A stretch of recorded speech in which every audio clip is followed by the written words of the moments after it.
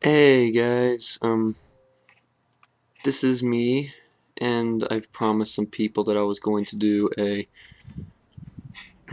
thoughts review-ish type video on the new Spidey game that just came out, The Amazing Spider-Man.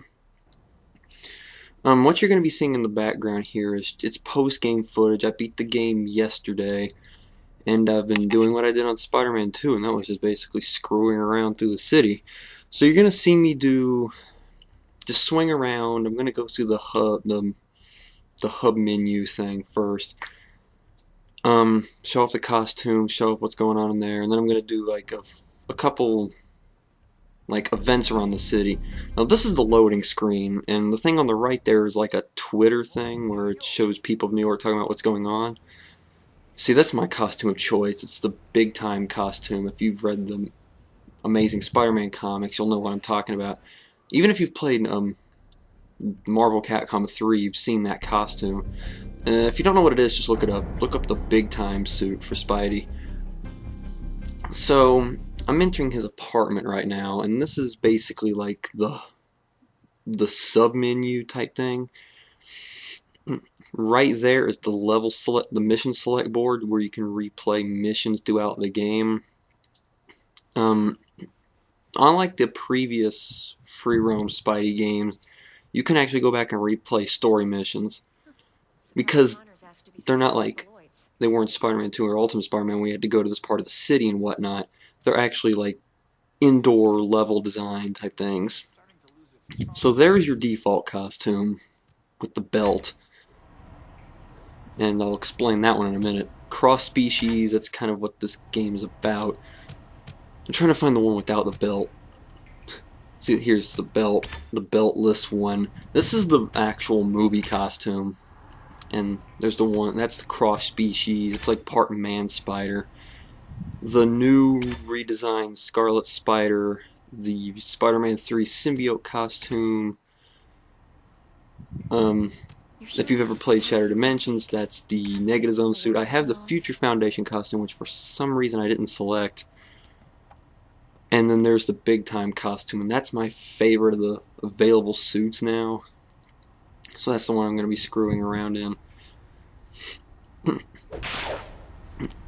And then this is how you go back in the city, and you could choose what type of day or atmosphere you want. I chose daytime because I'm not exactly sure how nighttime would look after I recorded it, so I just did daytime. So the thing I'm really going to talk about with this is how does it compare to the 2 or 3 games that it borrows elements from. And I'm talking about Spider-Man 2 and Ultimate Spider-Man, which were the first 2 free roam games, and from a lot of people the 2 best. And combat and stealth wise, it takes elements from the 2 Batman Arkham games. It has the free flow combat system, and it has stealth takedowns, and it even has like physical and firearm armor upgrades on the suit. Now this is the map of Manhattan. It's probably the smallest map of Manhattan yet. Now basically what you see there are just a bunch of side quests. The red dots were infected people that I needed to take to places. The blue ones are escaped convicts. And then you've got like just random crimes, you've got car chases, you've got shootouts that you have to handle. And you can see the swing right here. Now this is the new element. It's called the Web Rush. Basically look at it as a fully advanced version of the web zip that the previous games installed. Instead of just zipping and having him spastically fly out, you can time where you want to land. And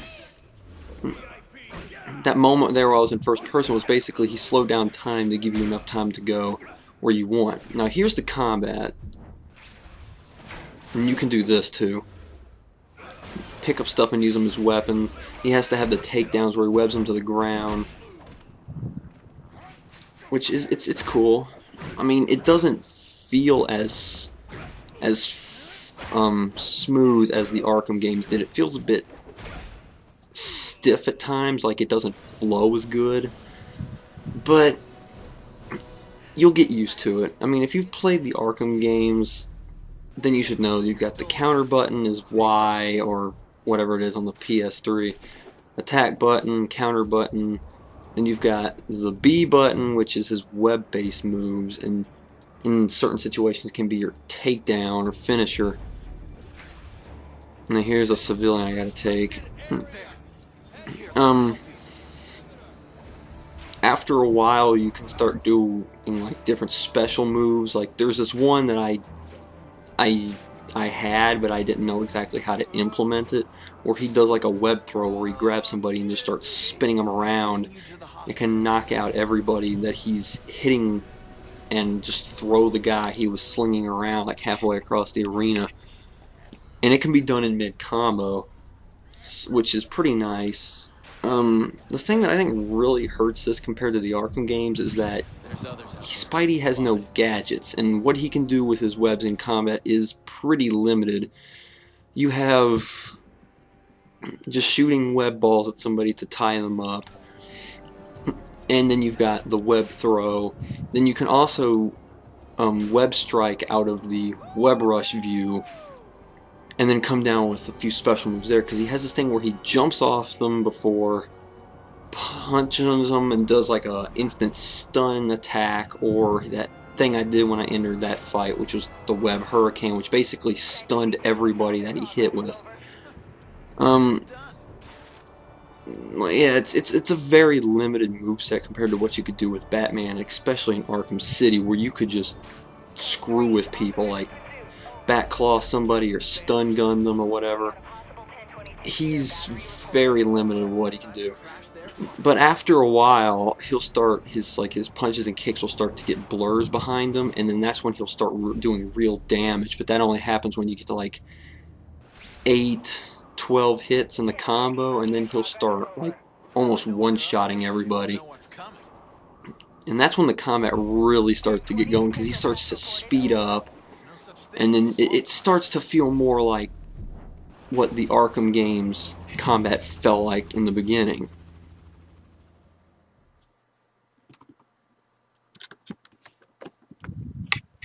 So now, this is one of the other side missions. It's, well, you see right there, it's basically a shootout, and you have to take out the Goonies. Now, like the Arkham games, if they have a gun, you kind of have to stealth kill them, and that's kind of what I was trying to do here. Lucky for me that this is the last one available, and I saved it for this one, so this was actually kind of a tricky environment for something like this. Like I said, just like in the Arkham games, you're gonna need to do stealth kills on people with guns. Unlike in the previous Spider-Man games, where if they had a gun, you know, you could just dodge the gunfire and beat them up that way. But in this game, for some reason, he can counter any type of physical attack, but when your spider sense glows red, it's basically warning you about something that you can't counter it, and that was what happened with gunfire. See right there, you can't dodge or do anything to counter gunfire, which I think is really stupid, because Spidey, he can dance around gunfire easy.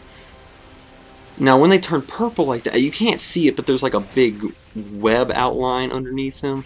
That basically means that's your stealth takedown range. And when they turn purple like that, that means you can stealth kill them. Now there are times where you can get double kills or double takedowns at once. That only really works if they're like right next to each other, kind of like Arkham City's, you know, double takedown from behind or something.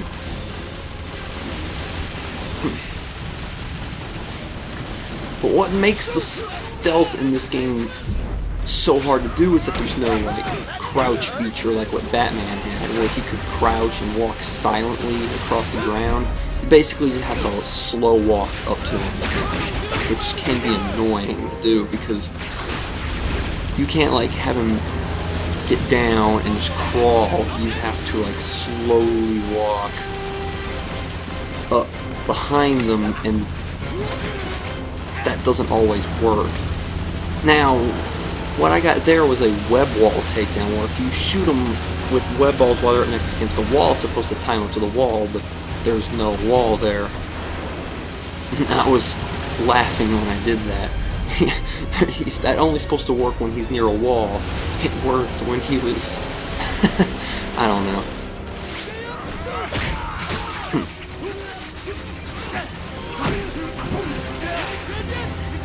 And he also, yeah, that. If you're getting hit, well, actually you can do it anytime you want to. There's this thing called Web Escape, which would be the left button on the Xbox. I think the PS3 has the same name for those. Basically, he just zips away to safety. When you're getting shot at, it's an easy way to get out. Kind of like the smoke pellet thing in Arkham City, where if you were getting shot at, you throw a smoke pellet to get out. It's basically the same thing. He just quickly zips away. And in some instances, it can break the stealth sections a little bit, because the game's AI when it comes to stealthing isn't consistent. Sometimes you can stealth take down somebody right next to another guy and he won't notice you, and then other times you can stealth take down somebody from across the room and everybody in the building will know where you are. It's not perfect by any means. I do think that Noir and Shattered Dimensions did it better than this, but it's still nice that you get the option. So the upgrade system, it runs off of two engines. You have the EXP thing, which, like in the Arkham games, you can upgrade one thing per level.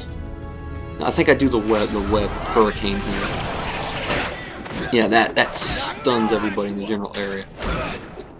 And there are armored enemies where you have to do the jump behind to attack them. Yeah, those right there are just like instant take. See when they have the swirlies above their heads? That means they can be taken down with a signature move. Now, like I said, let's get back to the upgrade system. You can only upgrade one, like, physical attribute per level. But at the same time, you have these things called tech points.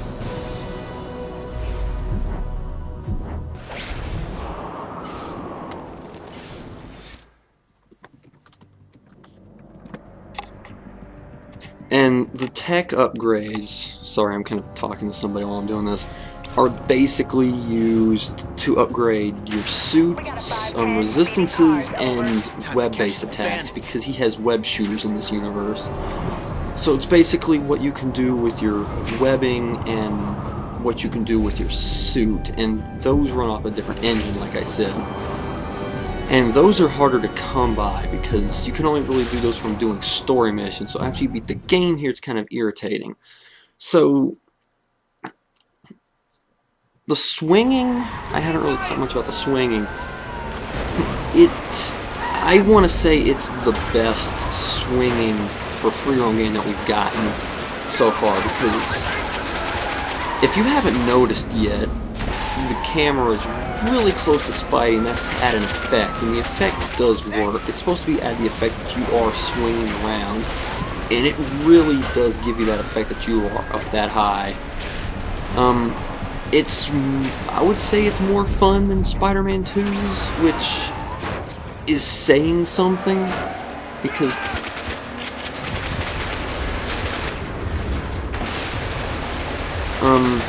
Spidey 2, I think, had the best swinging of any of the free roam games, and this game really does pass it. Plus, with the web rush being a lot better than the web zip, I think it's a lot easier to maneuver through here. I don't think I need to explain what I just did there. That's one of the easiest. The cop cars afterward always run into stuff. It's funny. So, video ran out. Sorry about that. The swinging it's better. So, all in all, where would I put this game?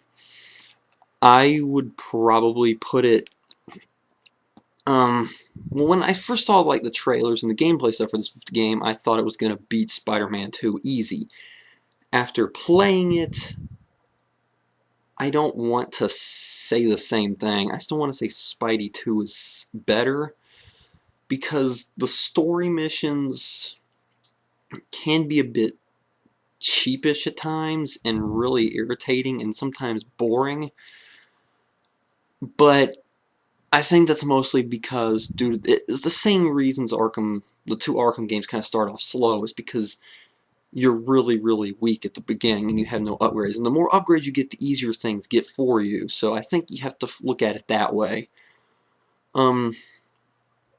Better than Ultimate Spider-Man? I think it might be on par with Ultimate Spider-Man. Better than Web of Shadows? Maybe. It depends on how you looked at Web of Shadows, because I know that game got a lot of mixed reviews.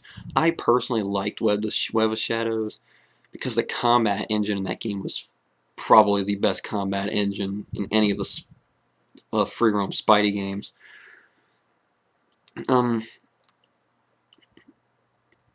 The graphics, people have been complaining about them for some reason. They look fine. Trust me, they look fine. There's a lot of cool real life effects where during sunset and the sun's in your eye, it makes it real blurry, and windows reflecting sunlight and all that stuff. And if you like run up the side of a building and you run up past a thing of birds, they'll fly away scared, which is always funny. All in all, I would put it in like the top 5 of Spider-Man games. My favorite Spider-Man game always will be the old PS1, N64, PC Spider-Man game, you know, with Monster Ock at the end. And to this day, not a single game has beaten that. And this game doesn't come anywhere near close to that one. Now, do I recommend this game to you? If you are a hardcore Spidey fan, yes, get it. If you don't like what Beenox has done so far, this is completely different from Shattered Dimensions and Edge of Time. So I would go off of if you liked Spidey 2 and Ultimate Spider-Man. Those were the 2 games I would go off of. If you love those 2 games, give it a shot. If you didn't, I wouldn't recommend you get this game. If you're indifferent about those 2 games, maybe rent it. Honestly though, it's not as good as it looked in the trailers, but it's still a really, really good game. Especially when you get to what made Spider-Man 2 so amazing, which was the post-game, you know, swinging around and side missions and collecting and stuff. It really, really shines in that department. So it's a call. If you want to get it, go for it. If you have any questions, put some in the comments below and I'll answer them for you. If you want to know where I got those costumes, just look up videos on YouTube. People have found them. You need to do certain tricks with the Xbox in order to find them. Oh yeah, one thing though, this game does spoil a few things in the movie. So if you don't want the movie to be spoiled, get this game after you see the movie, because this game does take place afterward. It's not one of those where it takes place during the movie. It takes place afterward. So if you don't want to be spoiled,